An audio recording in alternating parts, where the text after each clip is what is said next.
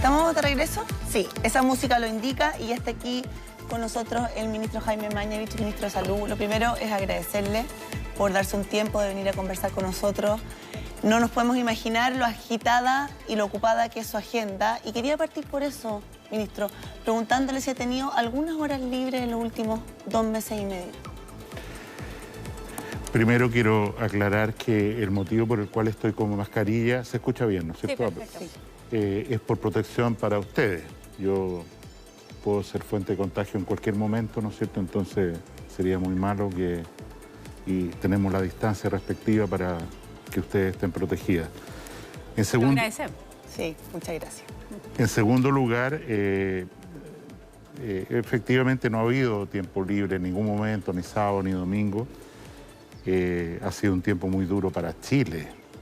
En realidad, si contamos desde el 18 de octubre, estamos hablando ya que estamos llegando a 7 meses y medio de un país que de ciertas certezas, ciertas claridades, ciertas rutas de navegación o acuerdos políticos, dicho en el lenguaje más puro, hoy día navegamos en una incertidumbre bastante grande, no solo por la pandemia. Lo dijo ayer. Sino que por todo el contexto de un tema social, político no resuelto. Es evidente que esta crisis sanitaria grave produce también oportunidades. O sea, cuando el presidente llama a un gran acuerdo nacional y la mayoría de los actores políticos dice queremos concurrir a esto, ¿no es cierto?, con tales y cuales condiciones, creo que da una luz de esperanza en el sentido de que esta enfermedad puede significar una esperanza de tal vez construir un mejor Chile para las generaciones que vienen. Sí. Y en ese sentido, a propósito de la pregunta, a mí me anima esa perspectiva, o sea que esto es duro, va a durar, requiere mucho sacrificio, tenemos más de 3.000 trabajadores de la salud enfermos, comprobadamente, son mucha gente, y bueno, que todo ese sacrificio va a haber valido la pena para construir un Chile mejor para futuras generaciones. Ministro, todos nos levantamos, los chilenos, probablemente en la mañana pensando cómo vendrá este día, ¿no? Yo ayer lo catalogué de muy gris, además de lo que se está viendo en la calle, digamos que es un día brumoso, como gris en lo que estamos sintiendo. Honestamente, ¿a qué realidad nos estamos enfrentando hoy en nuestro país? Nosotros, cuando hablamos de nuestro país, necesariamente tenemos que compararnos con otros, o sea, porque esto es un fenómeno mundial. Y la realidad a la que nos enfrentamos es dura, no podemos minimizar. Hoy día hemos aumentado el número de casos que hemos señalado hoy día, supera el de China. Es cierto que puede haber diferencias en la forma en que se notifica o se informa, pero suponiendo buena fe de todo el mundo, en el hecho hoy día hemos atravesado un umbral. Con una diferencia de población enorme. Y en ese contexto, evidentemente, esta situación es delicada. Nos estamos acercando a una cifra discreta respecto al mundo, pero al final nos estamos acercando en unos días más a 1.000 fallecidos por coronavirus. Y es por eso que yo no tengo ningún ánimo de minimizar. Ciertamente nosotros tenemos una distorsión respecto a otros países, y es que nosotros somos un país que hace muchos exámenes comparados, lo que se traduce, ¿no es cierto?, en que nuestra tasa de letalidad de muertos por persona enferma es menor que la de otros países porque hacemos muchos exámenes. ¿Puedo rayar? Sí, por supuesto. O sea, cuando uno dice letalidad, que en Chile es 1%, lo que estamos diciendo, lo que queríamos decir... No, acá, aquí la flechita. La flechita. Ahí está. Ahí. ¿Está bueno esto? Sí, está muy bueno, muy moderno, ¿ves? La letalidad es fallecidos sobre casos multiplicado por 100, o sea, es un porcentaje. Y este es 1%. Esa cifra es muy baja. En el mundo hoy día la letalidad de esta enfermedad es 6,7%. Eso debiese tranquilizarnos, indicarnos que estamos en un mejor panorama. ¿Qué reflexión debemos sacar de esa letalidad? Yo creo que la pregunta es, ¿cuál es el mejor indicador para monitorear lo que nos está ocurriendo? El mejor indicador, desde luego, es el número de hospitalizaciones. ¿Cuántos pacientes se requieren hospitalizar? Porque esos son los pacientes más graves. Que una persona yo la identifique como un caso, pero que en realidad tiene un resfrío o es asintomático, no significa una carga para la red asistencial. Lo entiendo. Una consulta, además. Pero el problema es cuando esos casos, que en Chile son alrededor de cada 100, 15% hospitalizados, 7% conectados a un respirador, ahí es nuestro drama. Porque si este fuera una enfermedad, no lo es, banal, que todo el mundo se resfríe, se mejore, no pasa nada, no tendría ninguna importancia. ¿Cuándo adquiere importancia? Cuando presiona a la red asistencial y las personas requieren hospitalizarse y, para qué decir, ser conectadas a un ventilador mecánico, como ocurre hoy día con un poco más de 1.000 personas, 1.050 personas que están por COVID conectadas a un respirador. Y desde luego, la mortalidad general, o sea, cuánta gente fallece por causa de COVID, que todavía es muy luego. Entonces, cuando decimos tenemos 86.943 casos hoy, lo que estamos diciendo es que ¿qué es un caso en Chile? Ahora sí. Perdón. Sí. Uno aprende rápido. ¿Qué es un caso? ¿Quién es un enfermo de COVID? Es una persona que en definitiva tiene un test de PCR positivo. Esa es la estructura que nosotros nos hemos dado, porque tenemos una disponibilidad muy grande de exámenes de ese tipo. Usted anunció que ahora sí van a considerar también los probables y los sospechosos, pero todavía ellos no están en la cuenta diaria, ¿no? No. ¿Cuándo se van a empezar? Lo que estamos señalando de nuevo es lo siguiente. Normalmente, ¿no es cierto?, en todas las semanas del año, este es un año, ¿eh? Está enero, diciembre.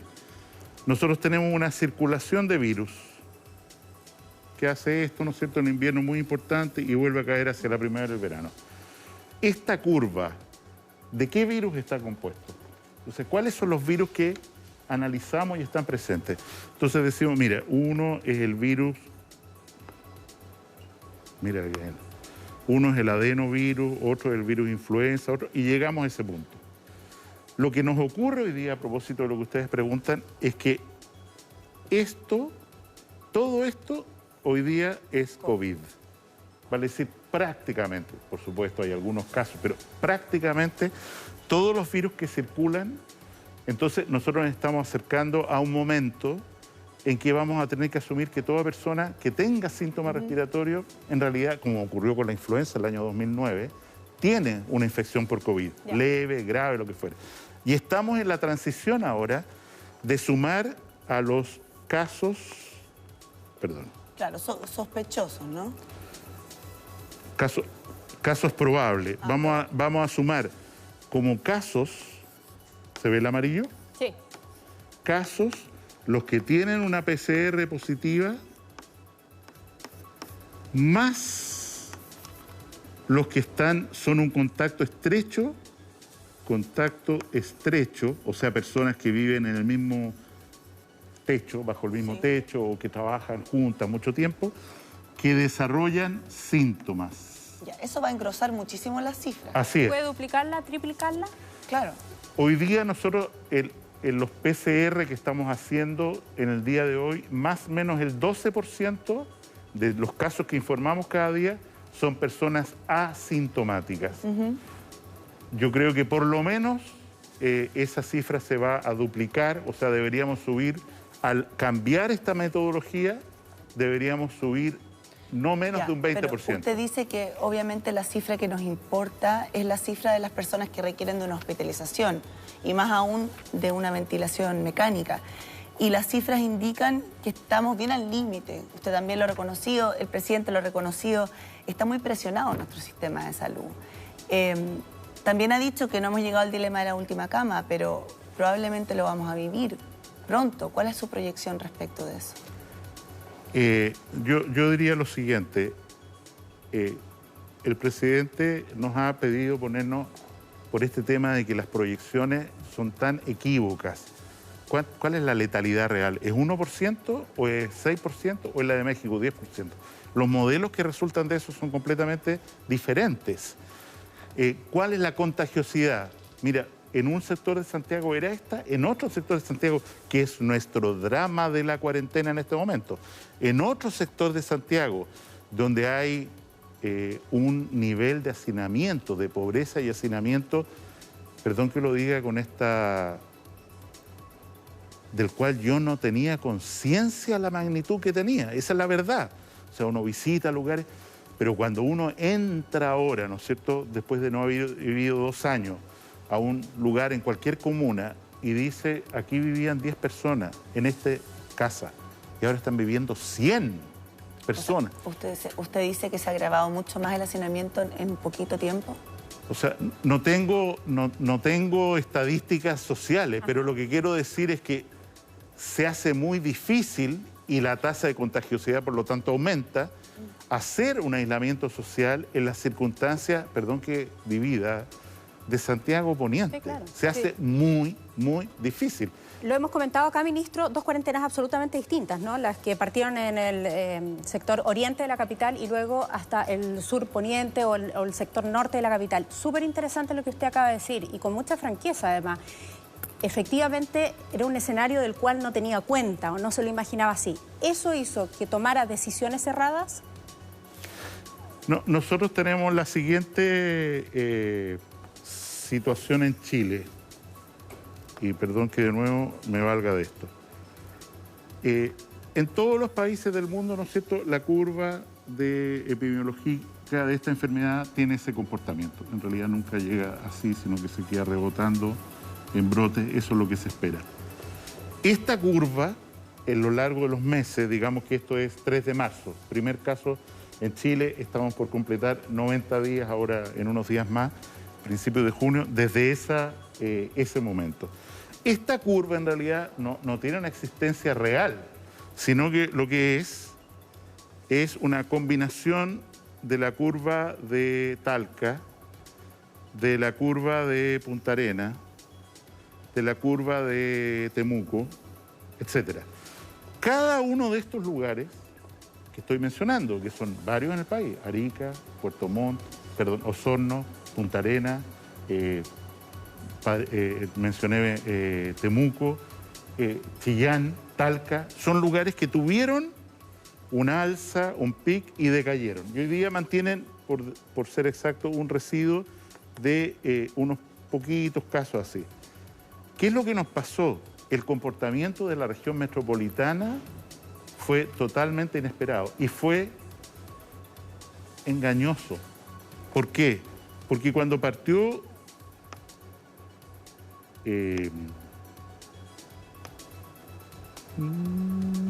ahí tiene amarillo. Amarillo. Cuando partió el brote de la región metropolitana, parecía otro brote más alto porque hay más gente.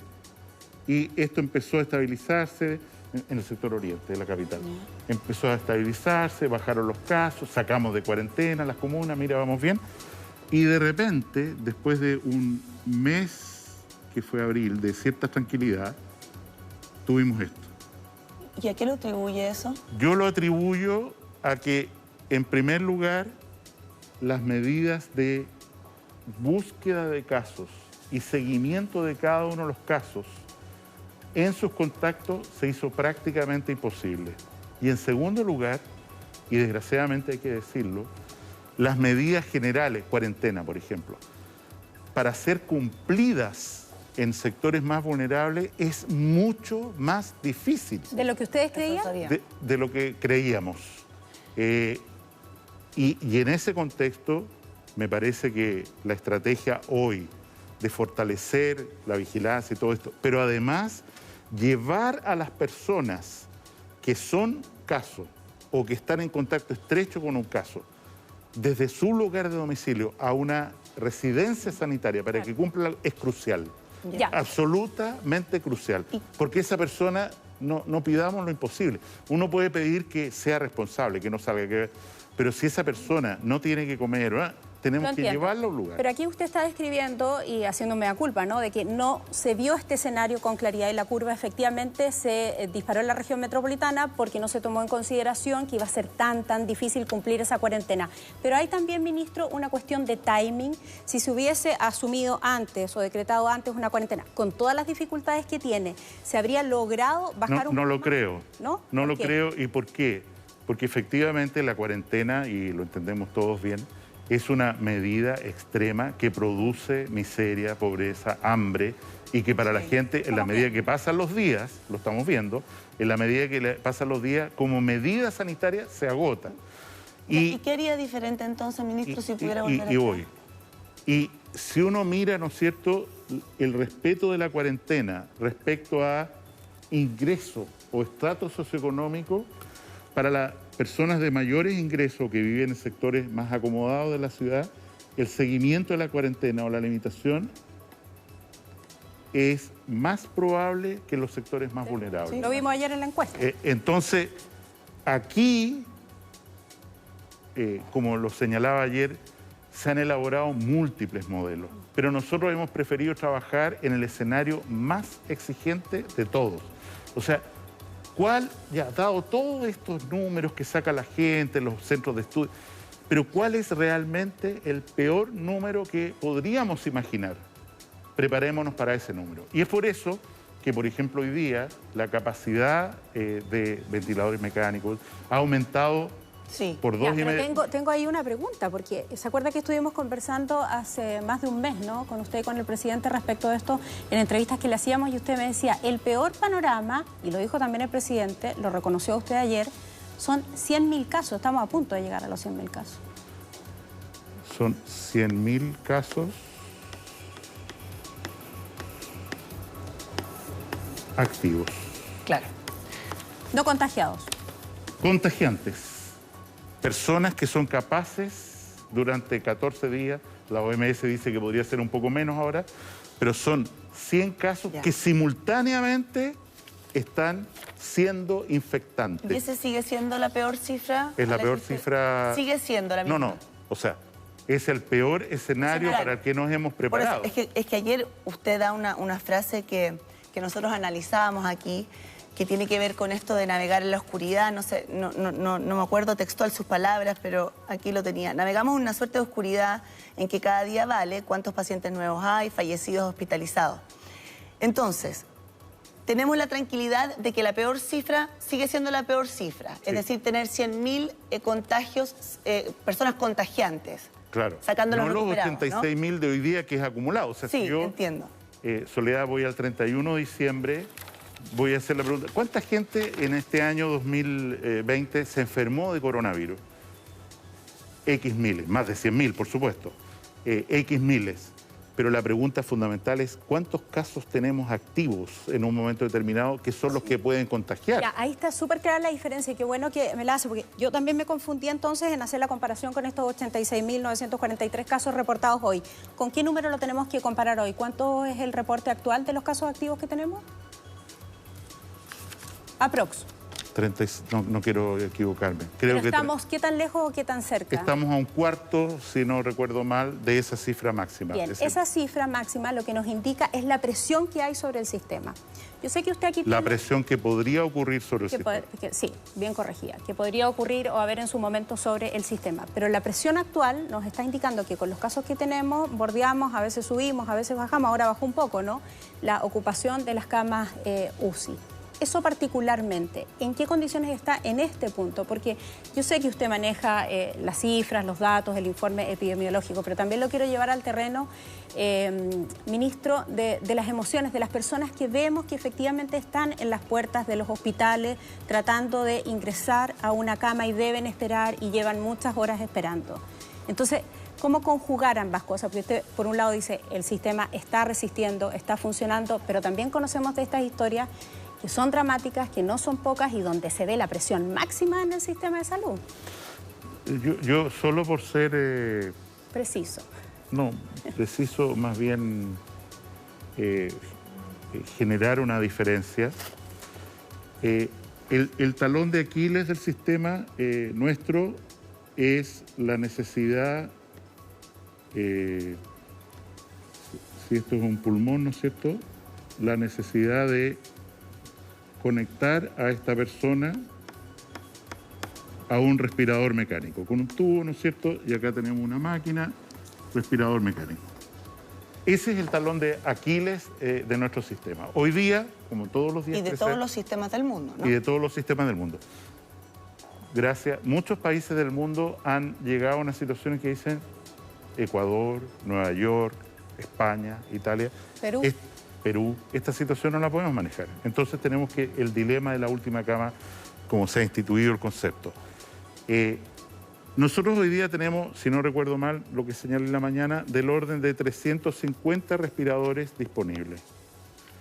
En todo Chile, en la región metropolitana la ocupación es 93%, en el país 87%, si no me recuerdo. Y este número sigue aumentando. Ayer aumentamos en 100 ventiladores mecánicos. Hoy día en la noche llega un avión de Qatar Airlines, carga, sí, trae 64 respiradores. ¿Y eso va a ser suficiente, ministro? No, no es suficiente, por eso vamos a seguir aumentando. Hasta el día martes llegan 404 más.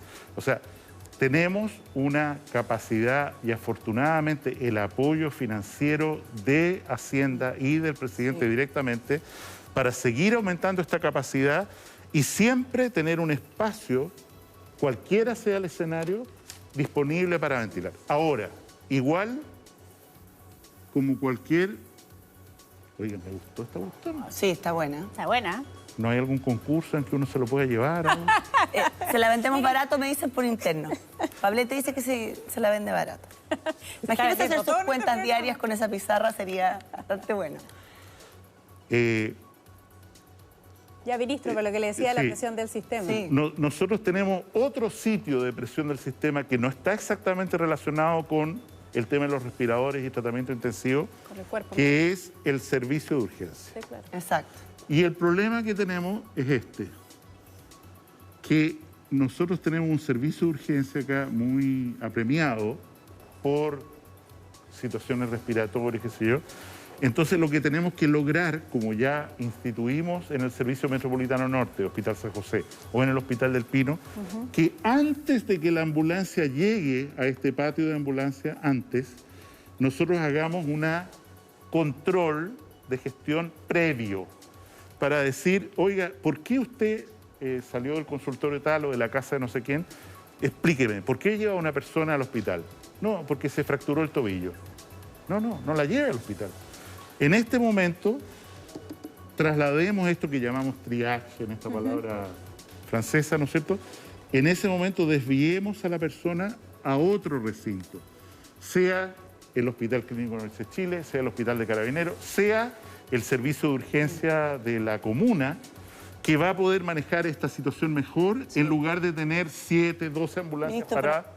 Sí, pero volviendo al tema de los respiradores, porque lo que usted dice es verdad, lo hemos visto en todas partes del mundo, que independiente del país, si es grande, si es chico, si es desarrollado o no es desarrollado, siempre hay falta de camas críticas, siempre hay falta de ventiladores y hay gente que muere esperando una atención médica. Usted hace un tiempo dijo, a nadie le va a faltar un respirador o un ventilador mecánico en nuestro país. ¿Usted está en condiciones de seguir afirmando eso? Sí, por supuesto. O sea, todas las mañanas el presidente me dice lo mismo. Siga adquiriendo respiradores, siga convirtiendo camas, y esto está ocurriendo. Ustedes estaban hace poco con el alcalde Lavín. El alcalde Lavín va a aportar 100 camas de tratamiento intensivo en la clínica Cordillera. Convertimos la posta central en un lugar de 250 camas de tratamiento intensivo. El Hospital Metropolitano va a aportar, y está aportando ya, 450. Hoy día estas son 100, este sábado partimos con esto, etc. Respiradores, insisto, están ahí.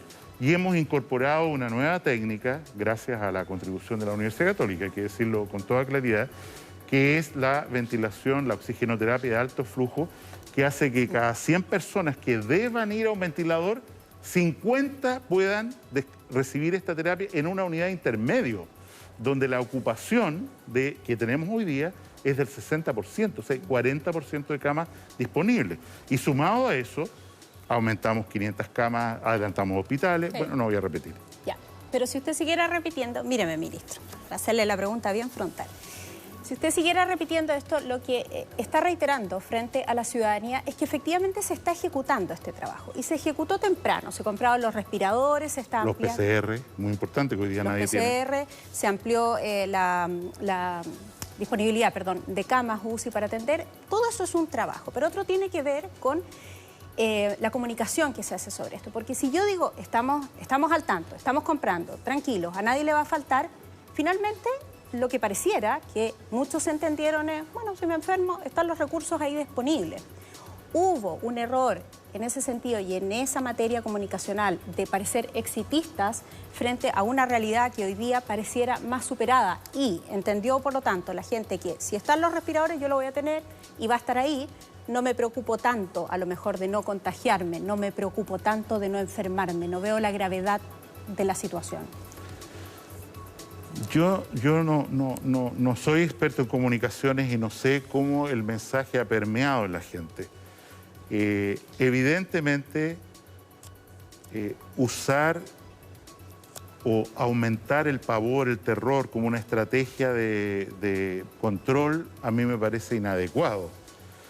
Creo, tomando lo que usted señala, que a lo mejor hay un error en el sentido de que, oiga, usted está aquí hoy día, ¿no es cierto? Usted está aquí hoy día. Es cierto, hay recursos, pero tenga claro que usted para salir al otro lado del túnel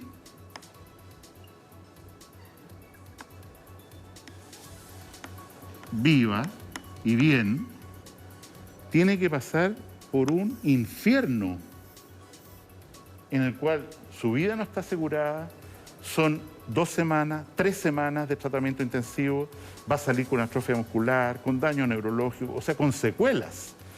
Y efectivamente, si además usted tiene, hablo de los adultos mayores, alguna enfermedad, incluso adultos jóvenes, tuvimos una muerte por COVID de un niño de 13 años, sí. Pero es un niño con un trasplante de médula, o sea, este paso por este camino no es broma.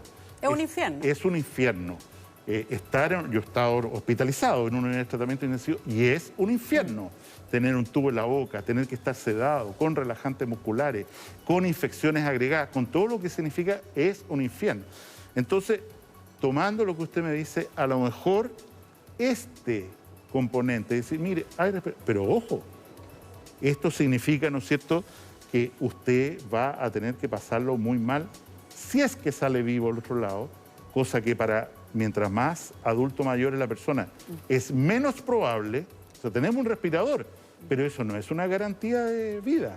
Si usted tiene más de 70 años, me acuerdo el número exacto, si usted, esta persona, ¿no es cierto?, tiene más de 70 años, la posibilidad de que usted fallezca en este infierno es 75%. Altísimo. 3 de cada 4 personas adultos mayores que entran a este no sale vivo, o sea, no sale vivo, digo bien, solo un cuarto. Claro, de nuevo nos centramos en la generación más joven. Es cierto, si alguien tiene 18 años, está sano y pasa, perdón que usemos la expresión de nuevo, por este tratamiento tan duro, tiene una probabilidad bastante alta. Pero eso es que se le puede contagiar a otros y ahí está el problema y el dilema. A propósito de la hospitalización y de los tratamientos, desde ayer empezó a surgir esta pregunta como con más fuerza, ministro, respecto de quién paga la hospitalización y sobre todo cuánto le cuesta a un ciudadano pasar por este túnel, como dice usted, por este infierno. Este túnel... Costo. Este túnel tiene un costo para todos los chilenos de aproximadamente 15 a 20 millones de pesos. ¿Costo total? O sea, todo lo que contribuimos nosotros a través del IVA, a través de lo que fuere, es a todos un caso nos cuesta entre 15 y 20 millones de pesos el tratamiento intensivo. Con un respirador mecánico, una hospitalización. Con un respirador mecánico, claro. La pasada por la unidad de tratamiento intensivo. Lo más crítico. Lo más crítico. Entonces, si decimos que hay 1000 personas hospitalizadas, ¿no es cierto?, estamos hablando de muchos millones. Pero ¿cuánto paga esta persona? ¿Cero? Cero. Si entra, perdón, como ley de urgencia a cualquier clínica del país, si es referido, por supuesto si está en el sector público no paga nada, Claro. si es referido a una clínica privada desde un hospital público, y perdón que ponga un ejemplo, vamos a ponerlo fuera de Santiago, ¿no es cierto? Si estoy en el Hospital Regional de Concepción y porque no hay cama, no hay respirador, me tienen que enviar al Sanatorio Alemán, creo que se llama, o el Hospital Universitario. Esa cuenta, dado que no tiene nada que ver con la voluntad de las personas, el Claro. Estado dijo, para un mejor uso de los recursos usted se va a ir, esa cuenta la paga entera FONASA. Ya. ¿Me explico? El traslado se refiere usted. El traslado y la cuenta en la toda la clínica. cuenta. La cuenta no le factura al paciente, le factura a FONASA. Y estamos, digamos, se está pagando todo esto en una forma adecuada. ¿Por qué? Porque para esta situación se ha construido una red integrada, en la cual no hay diferencia entre el mundo de lo público y lo privado, ni siquiera de las Fuerzas Armadas, ni siquiera de los hospitales de las mutuales de seguridad. Por una persona es en un FONASA. solo sistema. Y una persona en ISAPRE, ¿cuál es el costo para esa persona? Una persona en ISAPRE paga, no sé si va a pagar, pero le van a pasar una cuenta por el copago que le corresponde a su plan de salud. Evidentemente, lo que le ocurre a las personas de FONASA, de ISAPRE, perdón, es que firman un contrato donde dice prestador preferente y el pago, ¿no es cierto?, es muy pequeño. Prestador alternativo, el pago, este es un pago chiquitito, este es un pago más grande, y si no, Depende. tienen que derivarlo a esto, a otro prestador que pueda cumplir. Es un compromiso de la aseguradora que al máximo pague esto la persona y a lo cual también, si se acoge a que está fiscalizando el superintendente, al seguro de enfermedades catastróficas, como corresponde esto, al final de cuentas la persona adquiere un compromiso de un préstamo a largo plazo. Ya, de todas maneras, el 80% de la población, ¿no?, está en FONASA. Sí. O más Sí. del 80%. Con costo si es cero. que allí debiese haber un costo cero Costo cubriendo cero, sí. a la mayor cantidad de personas. ¿Puedo volver a una pregunta comunicacional? Es que a mí me seducen las comunicaciones, ministro. Yo le preguntaba por la autocrítica en el lenguaje, fue bastante claro lo que me explicó, en dónde estuvieron los puntos principales de ese lenguaje. ¿Usted está de acuerdo con las declaraciones que hizo la vocera de gobierno, Carla Rubilar, el fin de semana respecto de lo que se ha cuestionado, si efectivamente el retorno seguro tuvo o no un impacto en la situación que estamos viviendo hoy? Ella dice, no tenemos claridad de cuánto haya sido el impacto, asumiendo entonces que algo de impacto ha habido. Entiendo que es una opinión de ella muy distinta a la que usted sostiene. ¿Usted sostiene que no hay una evidencia para probar eso? Así es. Yo creo que no hay una evidencia. Creo que independiente de lo que se diga, los lugares donde ha pasado una cuarentena ya son lugares que han retornado o han tomado alguna forma de normalidad muy distinta a la que tenían esto antes. Y en ese sentido, insisto, a mí me parece que el tema fundamental del gran tema epidemiológico que hemos tenido, que es el brote de Santiago, se explica mucho mejor por condiciones de determinantes sociales que predisponen a la enfermedad que por algún contexto de comunicación. Y tomando esa realidad que usted nos decía que no sopesaba que era tan dramática en términos de lo que sucede en la región metropolitana con el hacinamiento, quiero volver a la pregunta que le hice porque no me la contestó. Ahora, con esa evidencia, si pudiese volver atrás, ¿qué haría distinto? Yo lo que habría hecho distinto, o lo que habría hecho antes, si a mí me preguntaran, como me está preguntando usted, es lo siguiente. Durante un periodo relativamente prolongado se ha producido una tensión entre el gobierno central y los municipios. Sí. Esta tensión comunicacional. ¿Usted ha sido bien protagonista en esa tensión comunicacional? Sí. obedece en parte a que no había un instrumento jurídico que permitiera incorporar o darle atribuciones a los municipios que por ley no tienen. Un municipio no puede prohibir por sí y ante sí que una persona se movilice. O eso corresponde a la fuerza de orden, al estado de excepción constitucional. No puede, por supuesto, poner una barricada para que la gente... Y tampoco tenía instrumentos para ayudar efectivamente, a pesar de su deseo, a el seguimiento de los casos, el aislamiento de los casos, en fin. Entonces, y los alcaldes se cansaron de decir eso, que querían justamente más información. Entonces, nosotros elaboramos un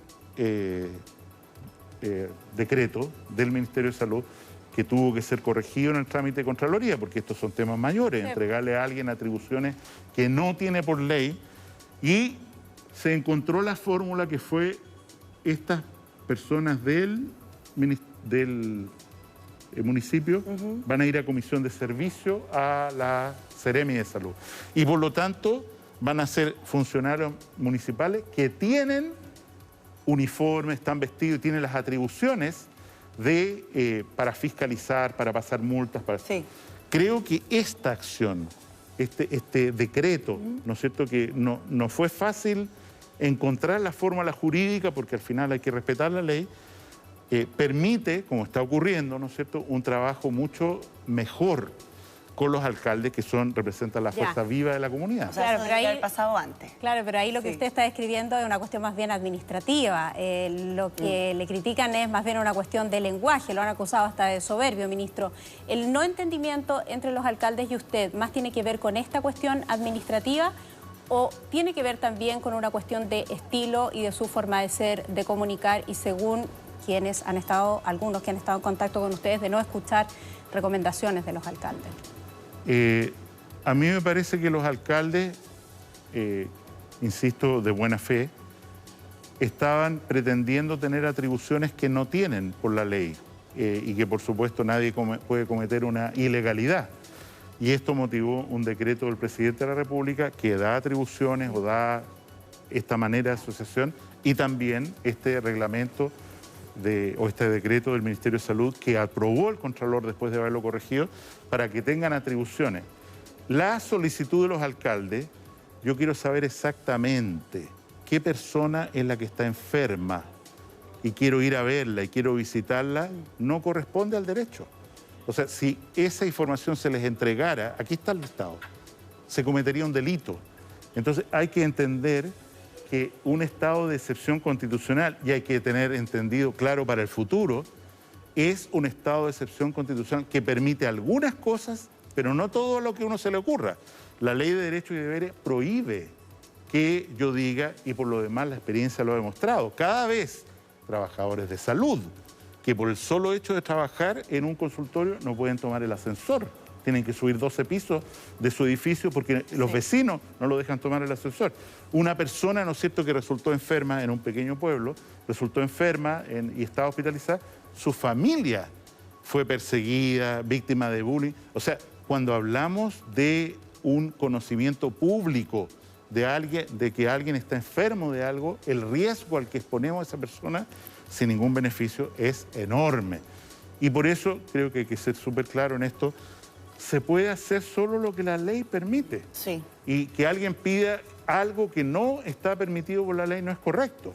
Nosotros les entregamos la información a los inspectores municipales porque han devenido en funcionarios de Seremi, en comisión de servicios.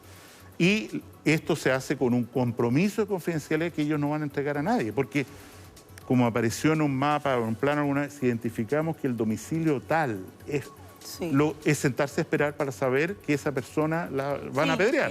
Y usted lo dijo muchas veces, pero no nos contesta directamente, pues, ministro, respecto de la pregunta la Sora, la mía, respecto de la comunicación y de las críticas que ha recibido, sobre todo de cierta soberbia. ¿Usted lo siente así? No, yo creo que, ya que estamos en esto, yo tengo que hablar claro, nada más. Evidentemente, en un lenguaje que es común, yo no soy políticamente correcto. O sea, mire, es que yo quiero ser algún día senador. No, yo estoy tengo un solo patrón, que es el presidente de la República. Y tengo que hablar clarito. Esto no es. Y evidentemente, dentro de la comunicacional política, eso produce dificultades, porque la gente habla, si bien es cierto, no es menos cierto, como dice fulano, dice mengano, y uno dice, bueno, pero que no habla claro. Que no sea todo hablar sí, no. ¿Cómo es? ¿Es así o es asá? Y esa cosa en Chile es difícil.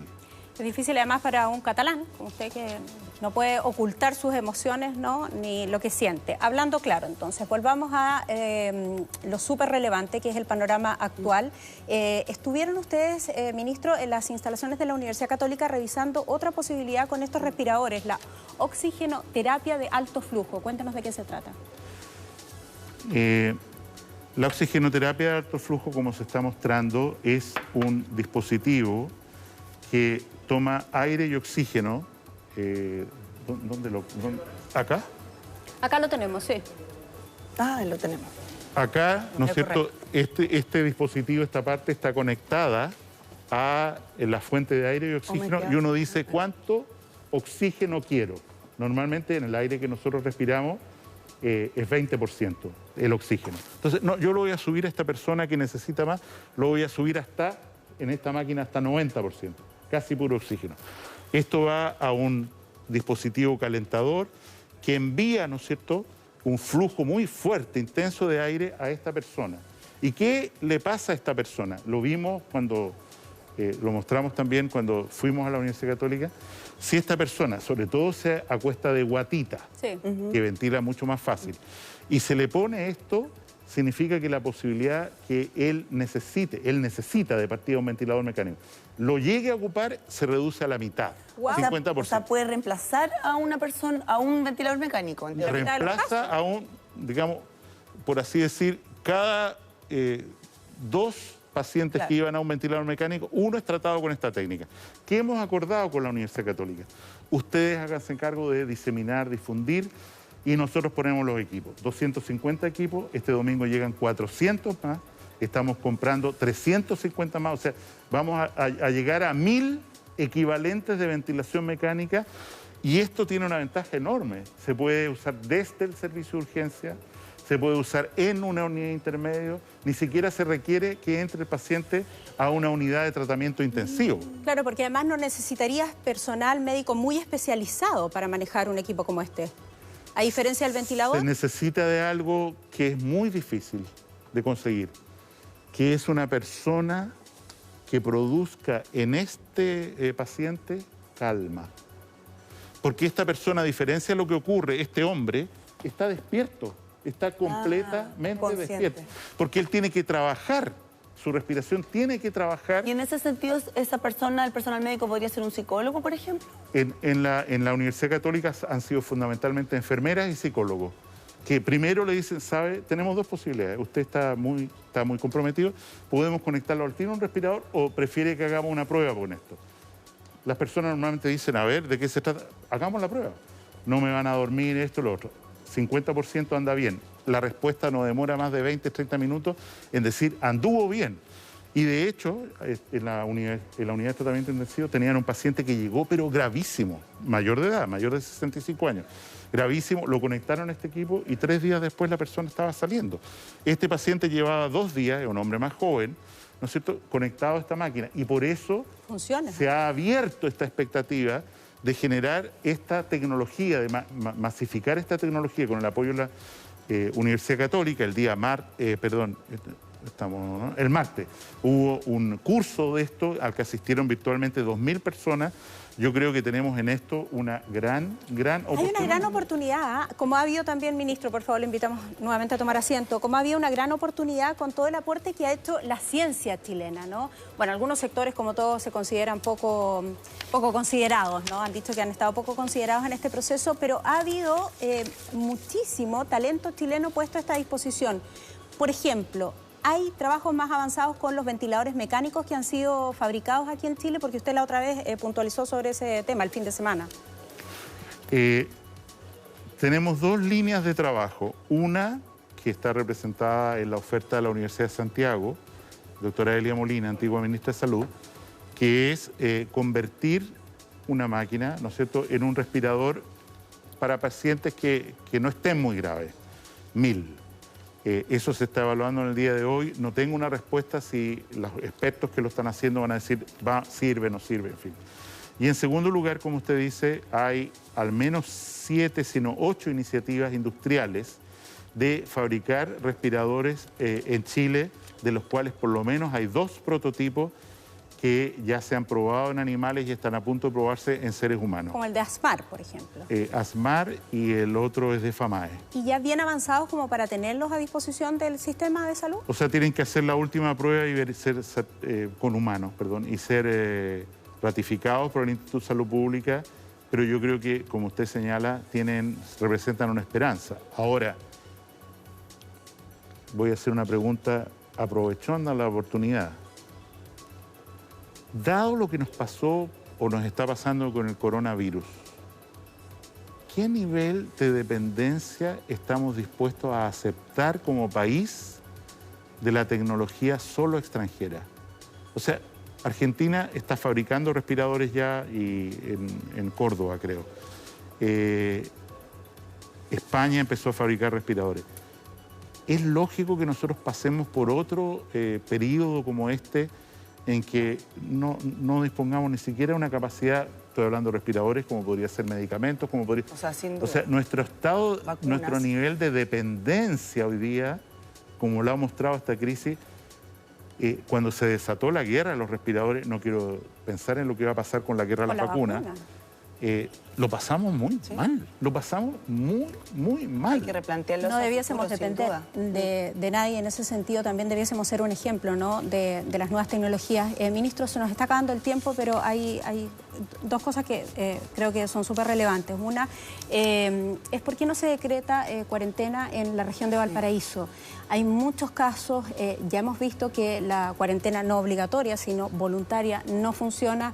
Muchos teman que pueda transformarse en otra gran región metropolitana y que efectivamente termine saturando aún más el sistema, que usted ya nos ha explicado, está interconectado, por lo tanto trasladamos pacientes desde Santiago a la región, a regiones que finalmente el no decreto de una cuarentena allí termina siendo como una bomba de tiempo. Lo primero que hay que señalar al respecto, Soledad, es que las cuarentenas son medidas que se tienen que tomar en el momento oportuno y por el tiempo necesario, porque produce mucho daño. Y en definitiva, se empiezan a agotar. Más allá de 2 semanas, es extraordinariamente difícil mantener una cuarentena y en una relación de un carabinero por 200 hogares en la región metropolitana, sin una decisión personal de decir yo estoy...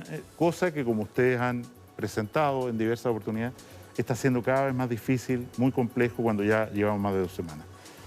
En el caso particular de la región de Valparaíso, y de nuevo usando este maravilloso equipo, nosotros tenemos acumulados 600 casos activos. Sí.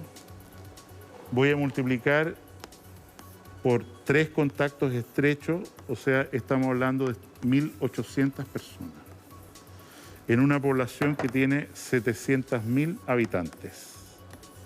En las 3 comunas grandes, Valparaíso, Viña del Mar. En Valparaíso y Viña del Mar los números están disminuyendo. En San Antonio siguen aumentando. Tenemos un cordón sanitario, etc. Entonces la pregunta suya es, ¿sabe? Estamos en un periodo de contención, vale decir, tratemos de frenar los casos, como está ocurriendo, insisto, en algunas partes ya de la región metropolitana.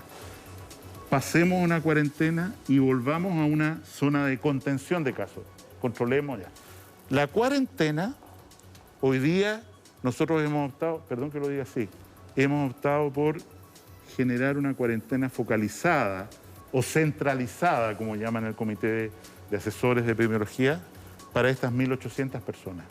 Sacarlos como foco contagiante, sacarlos. Y es por eso que estamos, como dije hoy día en la mañana, tenemos 4.000 recintos. ¿Para qué? Para trasladar esto.